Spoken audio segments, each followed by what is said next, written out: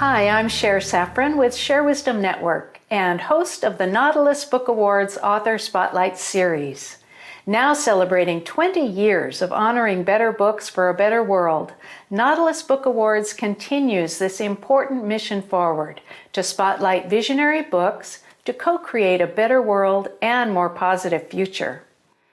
The Nautilus Awards embraces books from a wide spectrum of the publishing industry, which radiate hope and wisdom, inspiring and connecting our lives as individuals, communities, and planetary citizens. This is a vast and crucial conversation now more than ever. The Author Spotlight series offers opportunity to increase the volume and visibility of the authors' voices as found in these empowering Nautilus Award-winning books. Author Austyn Wells is with us here today, sharing insights from her Nautilus Award-winning book, Soul Conversations. A medium reveals how to cultivate your intuition, heal your heart, and connect with the divine, which won the Gold Award in the Religion, Spirituality, Other Traditions category. So I'm delighted to introduce you to Austyn. In addition to being an award-winning author, Austyn Wells is a spiritual medium, a soul gardener who empowers individuals to create soul-centered lives. A certified grief counselor, she combines intuition, mediumship, and shamanism with energy medicine and sacred ceremony. Austyn speaks at many national conferences, including the Sun Valley Wellness Festival and the Original Afterlife Conference. She'll be featured in the Bill Bennett's upcoming film, Facing Fear and Faith, along with Paul Selig, Dr. Joe Dispenza, and Bruce Lipton. Welcome, Austyn. It is so lovely to have you here today. Thank you so much, Cher. I am so honored to be here and to be recognized by the Nautilus Book Awards. It is really delightful, and I said to you before we got started, I don't want to ask you any questions until we get started in the interview, but I have lots to ask you.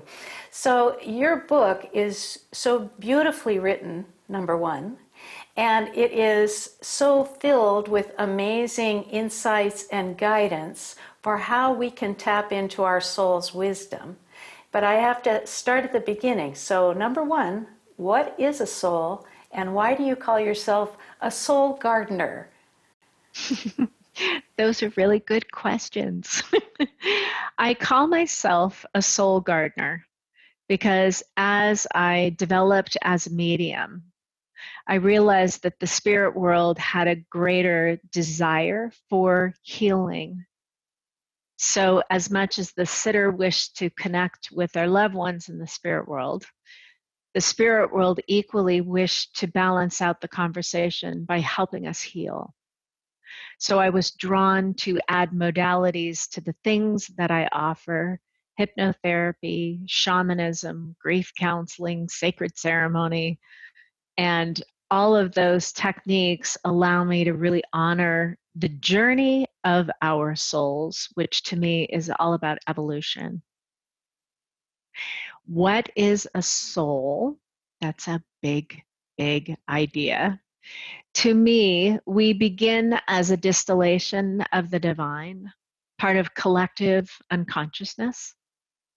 Then we choose to have an authentic experience and an individual experience. So we distill from that ether of infinite intelligence into a single soul. At that point, we're aligned with a soul group, a soul family, and we distill finally into a physical body and begin this journey as a human. So there are two aspects of our soul, which I think is really helpful because it explains why we can have two completely different ideas in our brain at the same time. There is the finite self, which is our human being. It's our personality. It's the definition of ourself as different than others. And it strives to have an independent voice. But the illusion that the finite self lives under is that it is alone. So the landscape of our emotions are singularly a human experience. So to complement that is our infinite self. And our infinite self is the part of our soul that always knows that we are connected to an infinite intelligence and that we are eternal. So you put those two people in one room, the soul, and it's very clear that there might be two very different conversations going on at the same time. So in my work, I noticed that there was a struggle between these two aspects of ourselves. And I wanted to present an idea and a journey and a hope for people to honor the dualism of their soul and find a different way of creating balance. As a gardener. I love that term. This would be a great time for you to read from your book now. Would you read an excerpt? I would love to. I would love to. This is from the beginning of the book. Today is Gregory's birthday. He would be 36. I saw him this afternoon from a spirit manifestation, just regular seeing. And he was wearing a silly hat shaped like a cake with candles on it. I thought you'd get a kick out of that. He also said that I shouldn't feel sad or nostalgic or anything because it was his birthday. I've had lots and lots of birthdays, Ma, and now I'm not there anymore for them. Are you going to feel bad every day because it might be one of my birthdays? Smart boy. The concept has come up a great deal lately, how there is not a distant heaven, but a present heaven. We seem to come in knowing, forget, and then remember, if we're lucky enough. Gregory's mom, honoring her son in spirit. She came to me as a last resort. She'd exhausted therapy and simply wanted to join her deceased son. It's not natural for a child to die. She didn't believe in spirit communication as it contradicted her beliefs. Yet something compelled her to transcend what she knew and search for a different understanding. A PhD in English, her mind had compartmentalized the happenings of her world until September 26th, when everything she held to be true imploded. During the years we knew each other, she went from a skeptic to being able to communicate with her own son. She worked harder than any client I have ever spent time with. Her fearlessness, defiance, and undying love touches my soul to this day. She may have come to me for guidance, but she changed me, and I will always be grateful. It takes courage to look at our light and our darkness with equal enthusiasm. Most of us avoid the more unconscious or dark aspects of ourselves. Perhaps this is why we feel so very lost when our lives present adversity. Yet within these moments of seeming darkness, the indelible light of our soul awaits. It's through our discovery and reawakening that true transformation begins. Perhaps it's the loss of a loved one, fear of reaching a certain age or surviving a pivotal or life-altering experience. These episodes raise questions that cannot be answered or solved by the mind alone. We may ponder, why am I here? What is the meaning of life? What is my purpose? Why do people die? Perhaps we will first seek outside of ourselves for someone or something to quench our confusion or satiate our yearnings for meaning, understanding, and purpose. However, the answers to the deeper quandaries of the human experience are not found outside of us. Instead, these dark nights of our soul are dormant spiritual opportunities to truly discover the meaning of our lives. When we stop grasping for external truth and begin surrendering into the darkness of what we do not know with openness, curiosity, and detachment, we accept the invitation to embark upon the invisible path of the soul. That was so beautiful. And I'm wondering, Austyn, when did you start asking those questions in your life, and when did you discover that you had these insights and gifts?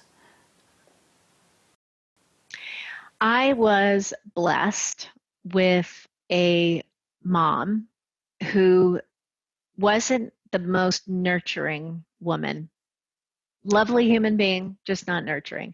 So when I had moments of adversity, very young in my life, and I'm talking about 5 years old, I sought I couldn't seek externally. I had to go inside.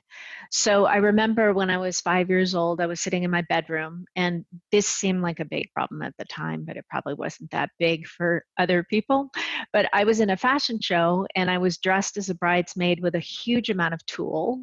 And I was worried that I was going to trip going up the stairs, and that would be embarrassing probably to my mom. So I wanted to ask for help. I needed comfort to know I'd be okay.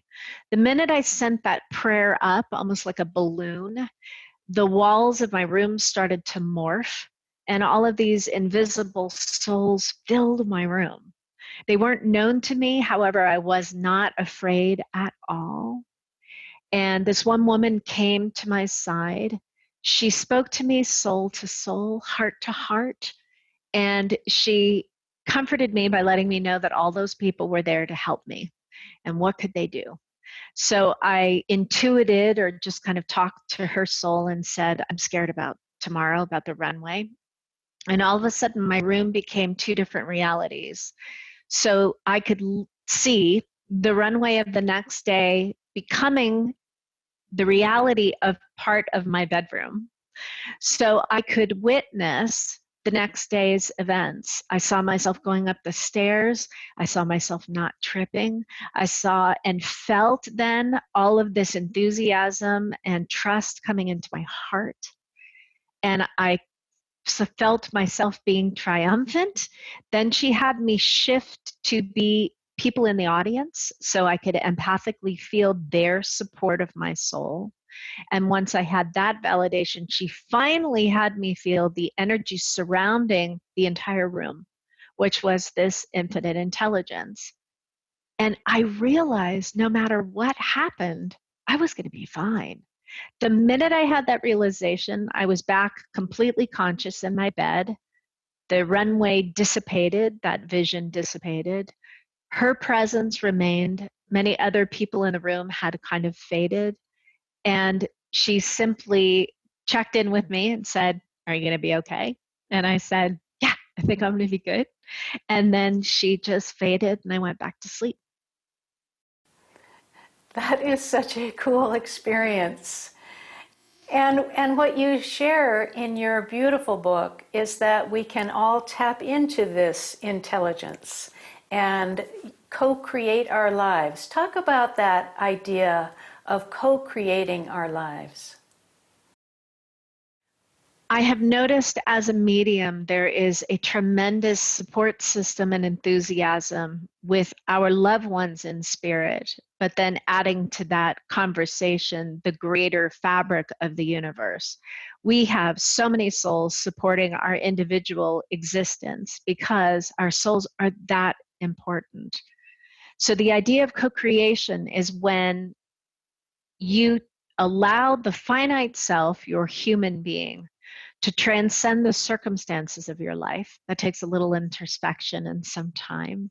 But when you shift from having life happen to you and having life happen for you, there's a soul shift where your infinite self, that spiritual aspect of yourself, begins to parent the human being. And then you start realizing that there is such a vision and a path for yourself. So once we can transcend our own adversities and realize we are an individual, miraculous distillation of this divine intelligence here to evolve and yet gift our soul's magic upon this earth, it puts us in a place where we start co-creating our lives with the universe. That shift transitions us from this idea of a fated existence where things happen to us to one of extraordinary destiny, where we are simply an artist with a blank canvas. And as much as we can step into that idea of trusting our soul's wisdom, we begin to co-create or co-paint the potential of ourselves, which expands all souls on the planet. That's how important all souls are. It's just not, I think, where everybody has their awareness at this point. But people are awakening, which is really exciting. And you're helping us wake up. What do you hope? There are so many things that I've taken away from this book, and it's one of those books that I'm going to read over and over again, because it's not you read it and you're done. You actually guide us through many of the stages of being able to communicate, listen in, and it's a really beautiful guide for everyone, especially now, Austyn. We so need this book right now to be in our hearts and not in our fear and where we are so often living in this time of pandemic. And I'm wondering, what do you hope most of all that people take away from your book?